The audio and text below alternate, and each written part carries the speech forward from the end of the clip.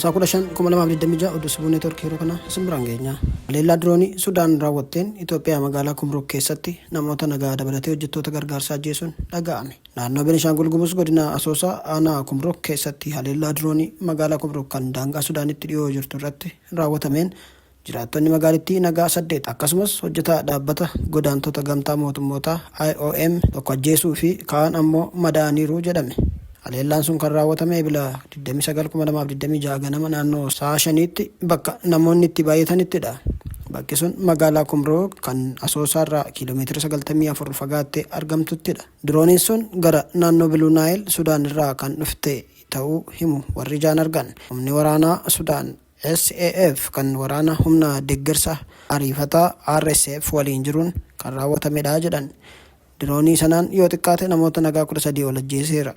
Ogeessi fayyaa buufata fayyaa Horazaab akka jedhanitti bakka jalqaba namoonni madaa'an geeffamanitti argamu. Erga dho'iinsi sun kiiloomeetira 7 fagaatee raawwatame booda haleellaan sun kan raawwatame daangaa Itoophiyaa fi Sudaan gidduutti wal shakkiin hammaachaa dhufuu booda. Sudaan dhiyeenya kana naannoo Blue Nile fi naannoo Alfaashgaa keessatti loltoota dabalataa fi meeshaalee ittisa qilleensaa yookaan anti-aircraft hiriirsuun gabaafame. Abbootiin taayitaa waraanaa Sudaan, Itoophiyaa fi Imireetota Arabaa Gamtoomanii UAE diroonii Kaartum irratti weerara raawwatteef deeggarsa kennuun himataniiru. Itoophiyaan himannaa sana bu'uura kan hin qabne jechuun fudhatama dhabsiisteetti. Gabaasni dhaabbata Human Rights Lab Eebila keessa baaseen suuraa saatalaayitii fayyadamuun sochii finciltoota RSF naannoo Blue Nile keessatti godhu naannoo Asoosaatti dhiyootti argamtu deeggarsa akka taasifameef eerus Itoophiyaan dhimma sanarratti ifatti deebii hin laanne.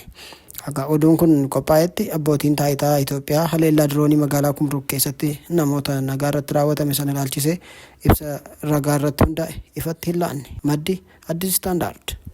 Oduutti aanuun Koongootti Iboollaan bifa haaraan ka'uun lubbuu namaa galaafate. Dhaabbanni to'annoo fi ittisa dhibee Afrikaa CDC Afrikaa lixa Riippaabilika Dimokiraatawaa Koongootti weerarri Iboollaa akka haaraatti eegaluu ibse. Weerara sanaan haga yoonaatti namoonni 246 kan qabaman yoo ta'u 65 ammoo du'uu dhaabbanni sun gabaaseera. Jaarmiyaan sun ibsa jimaata irraa caamsaa 15/2026 baaseen akkaataa ittisa weerara dhibee sanaa irratti Riippaabilika Dimokiraatawaa Koongoo, Yuugaandaa, Sudaan Kibbaa fi jaarmiyaalee idil addunyaa waliin dubbachuu akka eegale eereera. Iboollaan tuttuqaa qaamaan kan darbu yoo ta'u qaamni akka baay'ee dhiigu gochuun lubbuu namaa gaaga'a. Bara 1976 biyya amma Dimokiraatawaa Riippaabilika Koongoo jedhamtu keessatti kan mul'ate Iboollaan simbirroo halkaniirraa gara dhala namaatti daddarbe. Ho'inni qaamaa, dhukkubbiin maashaalee, dadhabbii, mataa bowwuu fi qoonqoo miidhamuun mallattoo dhibee sanaati. Weerara dhibee Iboollaa bara 2018 fi 2020 gidduutti Dimokiraatawaa Riippaabilika Koongoo keessatti mudateen namoonni 2300 du'aniiru. Xumurarratti Saa'ud Arabiyaan wiirtuu daayilaasisii tajaajila guutuu kennu kan ajajoota hajiif kennu ifoomseeti. Kilaasterri fayyaa Madiinaa yeroo hajii ajajoonni dhukkubsattoonni turuu kunuunsa fayyaa irraa hafu akka hin qabaannee fi kutaa daayilaasisii tajaajila guutuu kennu hundeessuu beeksiseera.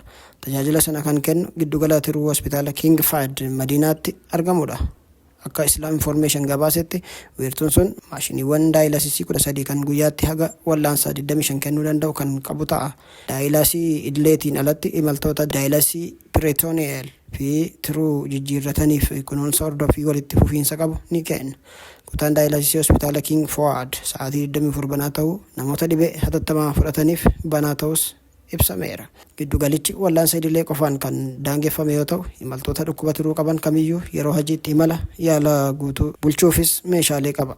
Qaama tattaaffii mootummaan Saa'udii fayyaa hajii fi umraa eegsisuuf taasisaa jiruun hospitaalli King Fahd Madiinaa jiru daayilaasii tiruu dabalatee tajaajila yaala tattamaa fi barbaachisaa ta'e mara bilisaan ni kenna jedha gabaasni sun. Dhukkubsattoonni biyya isaaniirraa yeroo bahan galmee yaala guutuun ajaja hakiimaa fi gabaasa qorannoo dhiiga dhiyeenya kanaa qorannoo vaayirasii dabalatee fiduu qabu.